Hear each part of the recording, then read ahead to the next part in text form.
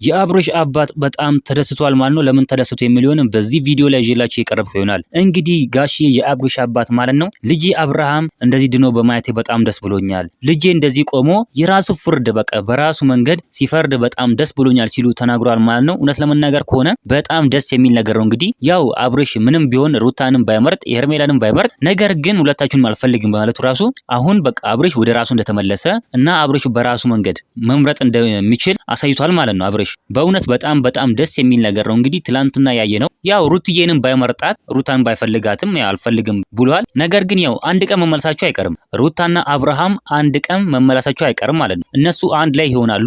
እኛም ደግሞ አብርሽና ሩትዬ አንድ ላይ ሲሆኑ ነው የምንፈልገው። ጋሽዬም እንደዛ ነው ይፈልጉት። በጣም ብዙ ሰዎች ሩታና አብርሽ አንድ ላይ ሆነው ልጃቸውን ልዑልንና እንግዲህ ያው የሚመጣ ልጅም አለ የተባለ ነው እሱንም አንድ ላይ ቢያሳድጉ ነው ደስ የሚለን እኛንም። እስኪ እናንተ ምን ትላላችሁ? ኮሜንት ላይ ሀሳብ አስተያየታችሁን ማስቀመጥ እንዳረሱ።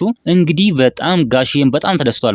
ልጄ ወደ ራሱ ተመልሷል። ልጄ በቃ ወደ ራሱ አሁን ተመልሶልኛል። ልጄ በራሱ መንገድ ማሰብ ጀምሯል። በራሱ ፍርድ መስጠት ጀምሯል ሲሉ ተናግሯል። በጣም ደስ የሚል ነገር ነው። እንግዲህ ያው ሩትዬን ባይመርጣትም በጣም ደስ ብሎናል እኛ። አብርሽ ወደ ራሱ መመለሱ እውነት ለመናገር ሆነ በጣም ደስ የሚል ነገር ነው። እንግዲህ ትናንትናም ያየነው እንግዲህ አንድ ቀን አይቀርም በቃ ሩትዬና አብርሽ አንድ ቀን ሄርሜላ ከመሃላቸው ወጣ አንድ ቀን አንድ ላይ መሆናቸው አይቀርም። እናንተ ምን ትላላችሁ? ሀሳብ አስተያየታችሁን ኮሜንት ላይ ማስቀመጥ እንዳረሱ።